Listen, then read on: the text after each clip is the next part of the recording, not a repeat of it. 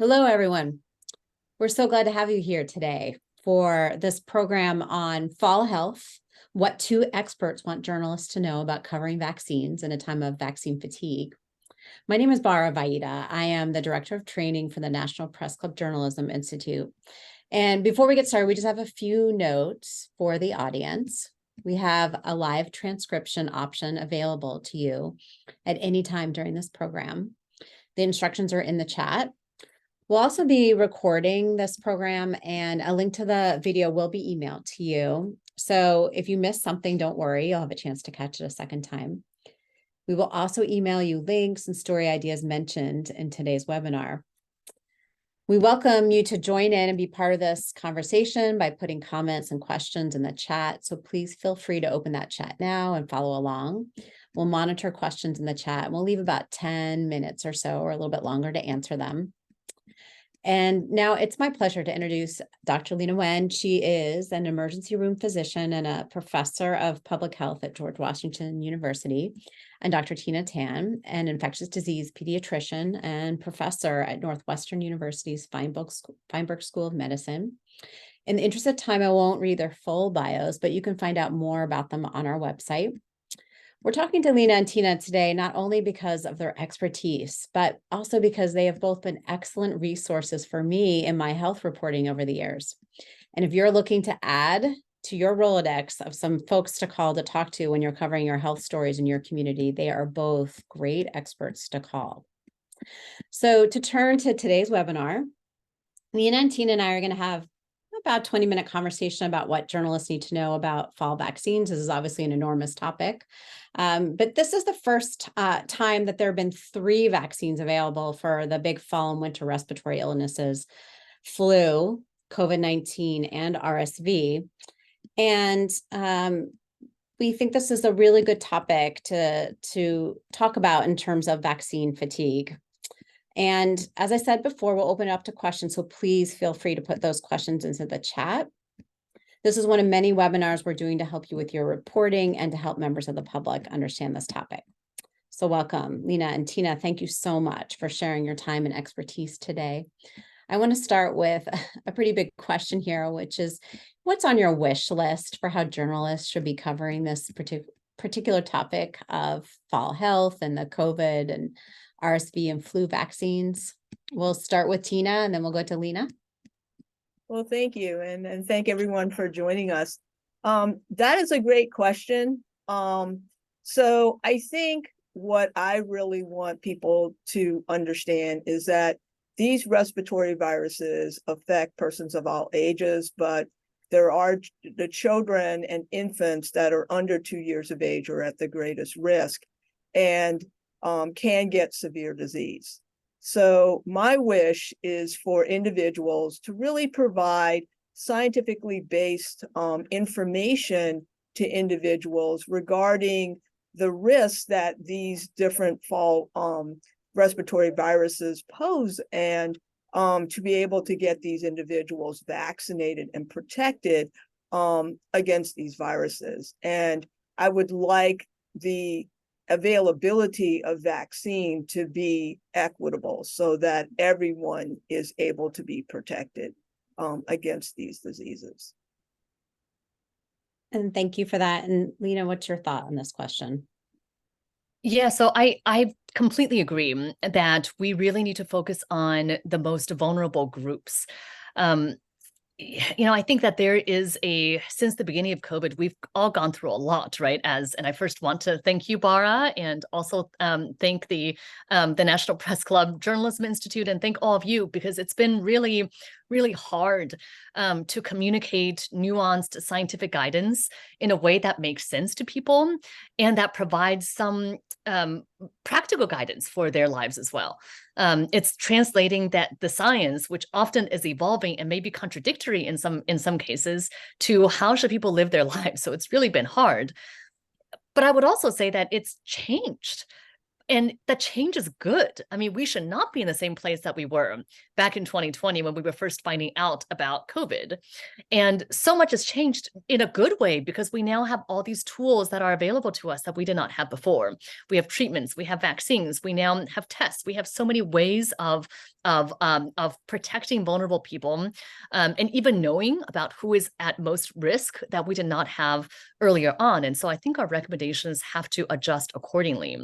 What keeps me up at night and what I hope that there is going to be a lot more coverage on is, why is there not more uptake of vaccines and treatments in vulnerable populations? And I'm not a pediatrician. I do have little kids, but I will speak in this case, since Tina's the expert on kids. I'll speak in this case about older adults. We know that the vast majority of deaths due to COVID are in individuals 65 and older. And yet we have studies, like there was a JAMA article recently that found that that only 1 in 4 individuals in nursing homes received any antiviral treatment once they got COVID. Nursing home residents. I mean, why is it that a very effective medication that can cut the risk of hospitalization and death by 80% when taken within the first 5 days of symptom onset, why is that being underprescribed still?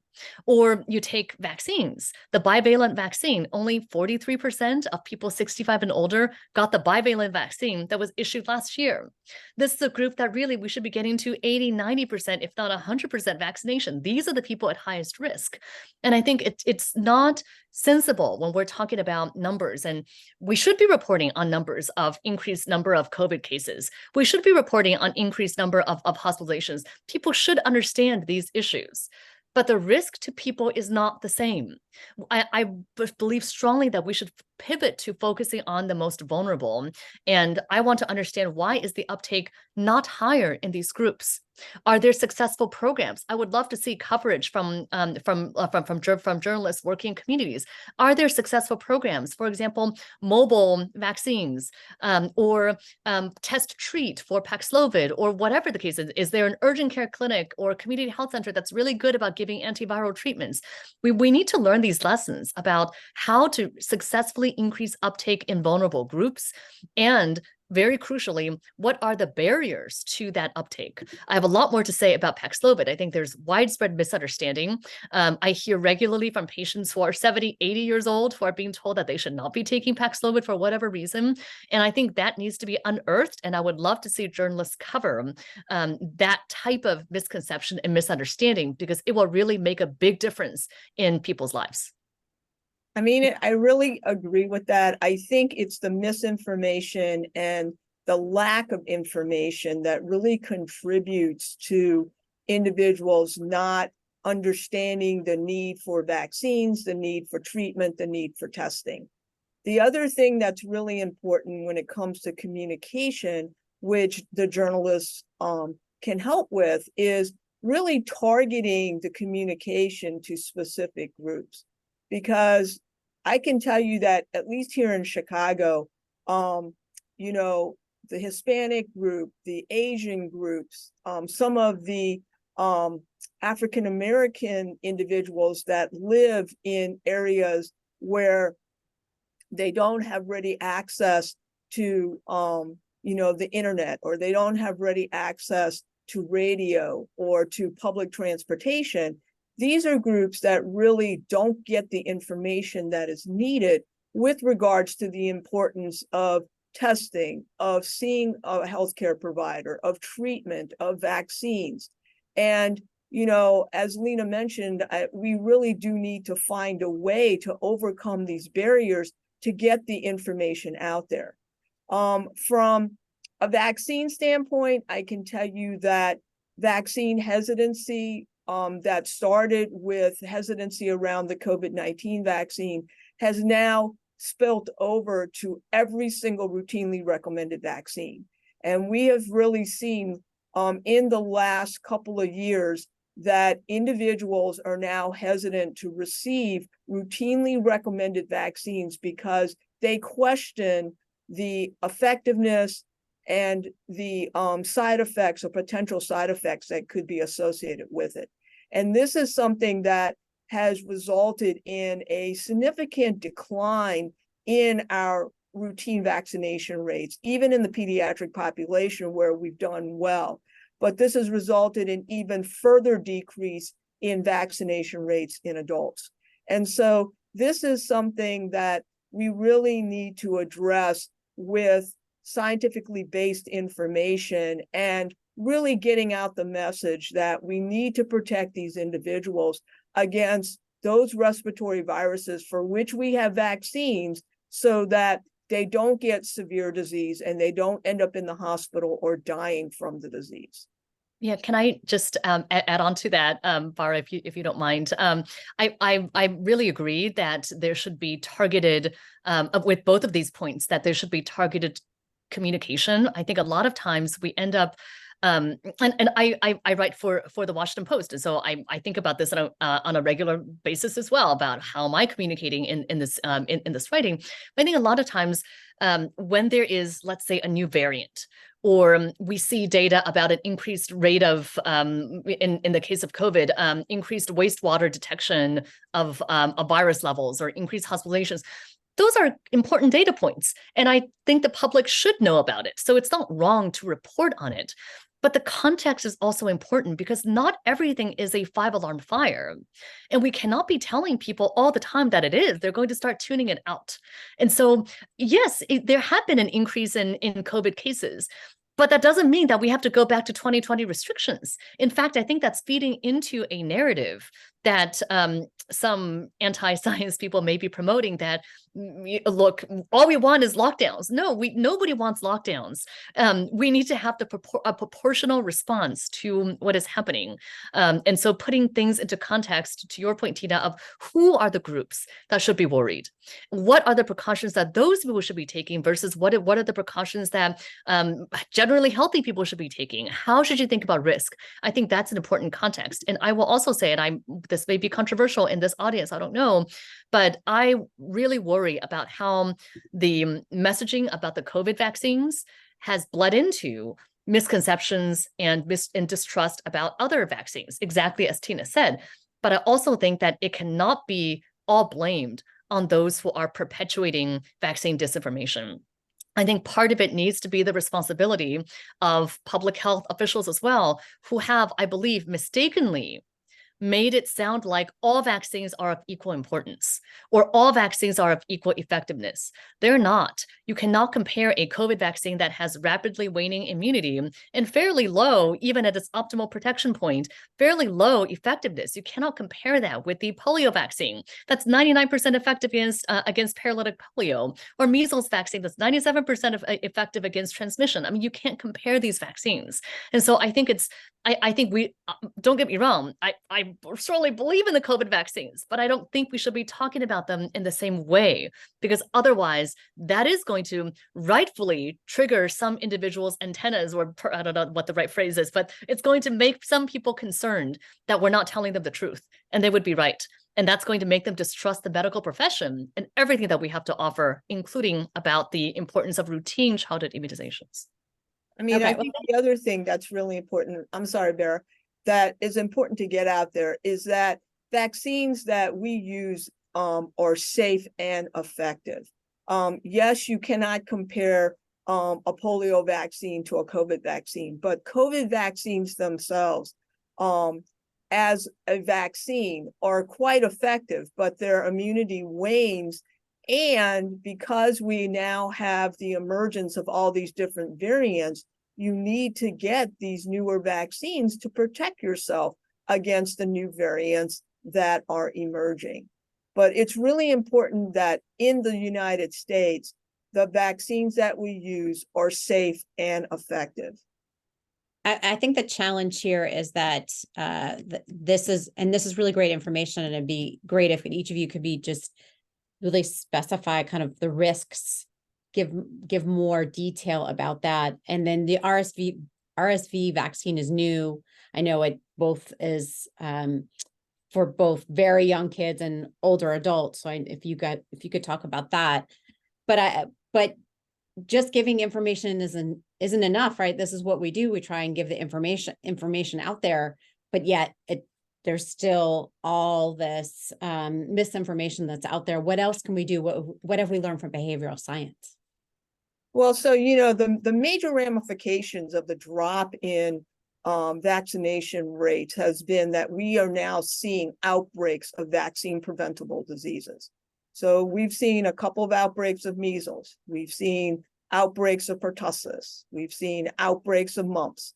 I mean, all these are vaccine preventable diseases, but because of the drop in vaccination levels, we've seen these outbreaks. And, you know, this is going to happen with any vaccine preventable disease. If we're not able to maintain a certain level of immunity in the population, you're going to see an increased risk for outbreaks of these types of diseases. If you look at the RSV vaccines, I think this is one of the greatest tools that has been licensed in the last couple of months. I mean, you have the RSV prefusion vaccine for maternal use. So it's a maternal vaccine that's given at 32 to 36 weeks gestation. And you have it for use in those individuals 60 years of age and older. Now, there are two different RSV vaccines that are out there. One of the vaccines, the Pfizer vaccine, can be used in both the pregnant women as well as in the older individuals. The other vaccine is only recommended for use currently in older individuals. And for the pediatric population, the licensing of nirsevimab for use in individuals that are under 8 months of age will be a major game changer if we get uptake of this particular monoclonal antibody. Because from phase 3 clinical trials, it was very effective at protecting these young infants against getting severe lower respiratory tract disease from RSV, from hospitalization and other complications. And in the pediatric population or the infant population, it's sort of like a double good whammy here, because if you immunize moms, then babies that are born going into that RSV season are going to be protected from birth. Similarly, if you give them nirsevimab, they will be protected shortly after they're born. So, I mean, I think this is great because duration of protection is at least 6 months, which is fantastic. Yeah, and I'll add about the RSV vaccine for adults. We typically think about RSV as a condition that affects children, but actually 10 to 15,000 older adults every year die from RSV in the US. And so it is a really significant problem affecting older individuals as well. And the data around the RSV vaccine for older individuals is really good. I just recently wrote about this, and so I'll post my column in the chat, but there are two vaccines for people 60 and above. They're able to receive them if they're 60 and above. The one from GlaxoSmithKline is 88% effective against severe RSV infection. Pfizer's is 85% effective. And they both, as Tina mentioned, seem to have good durability. They may even have durability beyond 1 season. And so it certainly will last throughout this RSV season. So I would encourage people who are 60 and above who are eligible to speak with their providers about getting the RSV vaccine. I do want to come back to this point about and Bara, to your question about how we can cover this issue. I still think we need to separate out COVID from the discussion of other childhood vaccinations. I vaccinated my children. My kids are 3 and 6. I got them vaccinated as soon as the vaccines were available. But I also recognize, and I think we need to be truthful about the data. In this case, the CDC data show that 2 months after completing their initial vaccine series, vaccinated children only had a 16 to 24% reduction in urgent care visits compared to unvaccinated kids due to COVID. And so is that something I would still want my kids to have? Absolutely, because I don't want my kids to be out of school. I don't want my kids to transmit the virus to other people. I don't want them to become, even if they're not horribly sick, a 3-year-old having a fever and cough is pretty miserable. So I would want to reduce that risk, especially when we're talking about a very safe vaccine. But this is not the same level of urgency that I would have in urging other people to get their vaccines. If somebody is saying, well, I don't want to get the measles and whatever else, that to me is a much more significant problem. And of those people, for whatever reason, have a misconception based on the COVID vaccine, I don't want to hang everything on the COVID vaccine and say, unless you get the COVID vaccine, it's really a problem. No, I want to say, unless you get the measles vaccine, it's a problem. And so I just would, again, caution us on our vaccine coverage to not put the COVID vaccine in the same bucket as everything else. Okay, great. So let's open this up to questions. Please put your questions in the chat for Leana and Tina. So a question that came in here about, do today's experts have any suggestions for refocusing coverage from a supposedly disappearing pandemic? I think there's feeling, that still a number of people are very affected by COVID, the most vulnerable population. So how can coverage be refocused to remind, I think, the public that there's still a large set of people that are at risk for COVID infection, and also the long COVID question as well, the risk of developing long COVID? Yeah, so basically, yes, we are past the peak of the pandemic. But the most important thing to remember is that COVID has not gone away. COVID is still with us. And it does affect and continues to affect certain populations more severely than others. And, one thing which the vaccine can prevent is it will prevent the development of long COVID. It will also prevent individuals from developing multi-system inflammatory syndrome, which was a major problem with prior COVID variants. But now we see less of that, but we want to continue to prevent that from happening. But I think what's more sobering is the fact that when you look at the number of individuals that continue to have long COVID symptoms, it is astounding and staggering. So this is something that vaccine can prevent individuals from going on to developing. And one thing about long COVID, which has become more apparent as time has gone on, is that it doesn't matter what your initial severity of your COVID infection was. You could have very mild COVID infection and 2 or 3 weeks later start developing other symptoms that will persist for months, sometimes even years. So the initial severity of the COVID infection is not an indicator of, whether somebody will go on and develop long COVID symptoms. I think just getting to this question of kind of fatigue, while a lot of media organizations are continuing to provide information about what's happening with infection rates, they're not getting as audience interest, I think, and obviously in the same way that we did at the peak of the pandemic. And so the question is, how do we keep the public's attention on this in terms of the risk? You just talked about long COVID. Thoughts, Leana, of this question? I think I'm going to take this in a slightly different way than what Tina mentioned, which is that I think that we should be messaging to vulnerable people. I don't think that we should be telling everyone, again, back to this idea of the 5-alarm fire. We don't have a 5-alarm fire anymore. And I don't think it's appropriate to tell the public that, oh, it's time for everybody to mask up again, or, oh, it's time for us to avoid gatherings or something. Again, that's not where most people are. Public health is about meeting people where they are and their understanding. And if you are writing things that seem so separated from their everyday reality, the article is not going to be read and they won't trust your advice because it's just so separate from where they are. That said, I fully recognize the really good question that I think Denise asked, which is about what about people who are really vulnerable? That is where the focus should be. Frankly, we do that for every other aspect of medical care.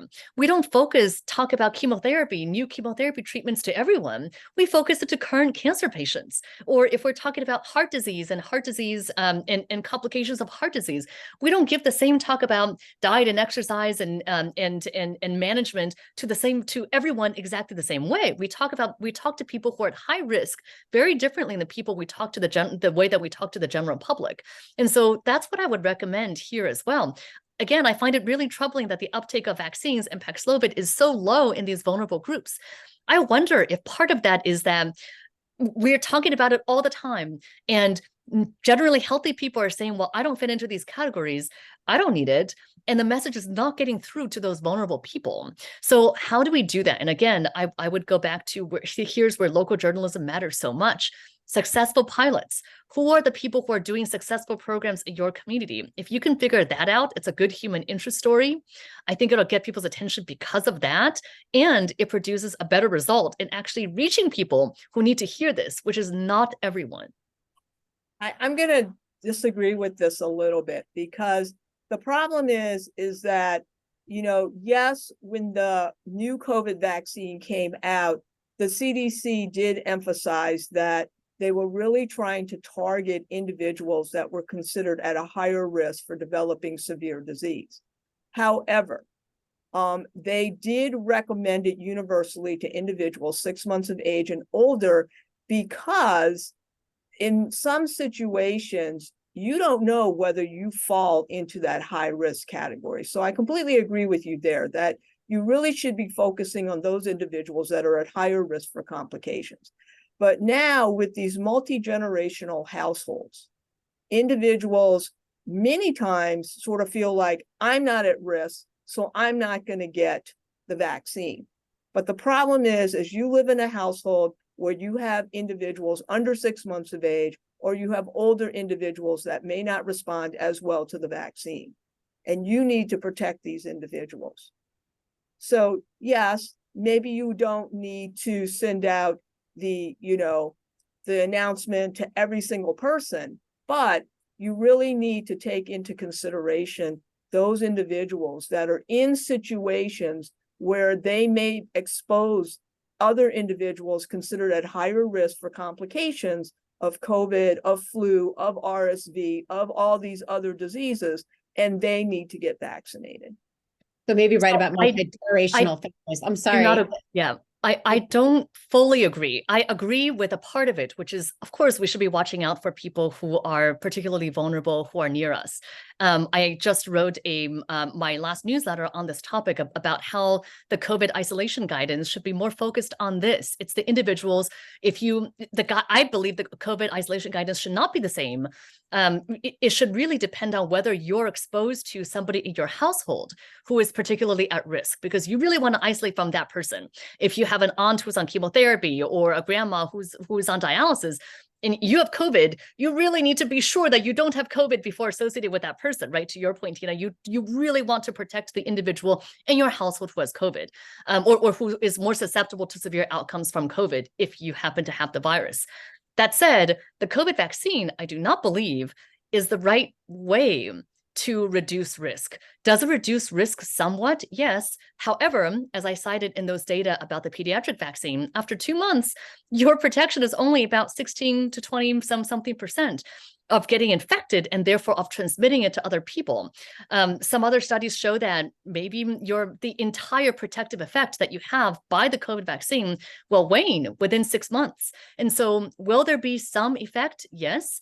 But is that the way? I just don't want people to think that that is their only way of protecting, or that if they got the vaccine, they can protect all those people around them, because that is not the effectiveness level of the COVID vaccine. So if you live in a household where somebody is really vulnerable to severe illness, you have somebody who, you live with a parent who has a bone marrow transplant, you need to take a lot more precautions than getting the vaccine.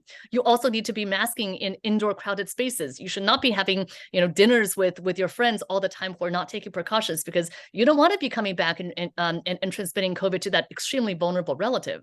So I think taking things on a case-by-case basis, weighing the household members' individual risk is really important, but also understanding that the vaccine is but one level of protection and not a particularly great one if what we're thinking about is protecting somebody from transmitting COVID to others.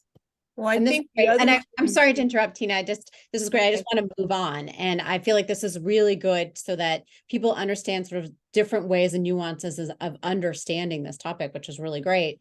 I want to get to a health equity question. We're getting towards sort of our end of our time together. I know both of you said you had a few extra minutes we could be here and talking with you all. You talked about in the underserved communities struggling with COVID and also with getting vaccines. The rollout's been a little bit rocky. There have been stories that pharmacies have had to cancel appointments, that it's been really hard to find the vaccine. And, you know, what can journalists do to assist those who are trying to find the vaccine? Maybe they don't necessarily have insurance or they're underinsured. What can we do to help bridge that gap? I mean, I think one thing that's important is that journalists can help some of these underprivileged or, you know, communities that are having access issues by really doing some research and finding out like what pharmacies, what clinics, things like that are offering vaccines to individuals that are in their particular neighborhood, so that, you know, it's not a transportation issue to try and go get the vaccine, but it's more about, you know, is there a place that is accessible to me that I can go and get the vaccine from? And there's also something called the Bridge program, correct? Right, that CVS is offering free vaccines, even if you don't have insurance, I believe. Right. Yes. Yeah. So, well, I really appreciate your time today. Thank you for being here. There's many, many, many more questions here, right? And I'm really glad we had a spirited debate about approach here. This has been so helpful. And to our program participants, I hope you found this program helpful as well. We hope you'll make a donation, any amount today, to support free programs like these, that we can produce them at no cost to you. And we'll drop a link in the chat for that. And then I want to thank you all for being here today, for your great questions. And we're going to send a follow-up email with a video recording, as well as links to resources mentioned in this program, some of Leana's stories here. And thank you again, Leana and Tina, for providing your expertise to help journalists covering this story. Please stay well, and I hope to see you in future programs from the Institute. Thank you again so much for being here. Thank you.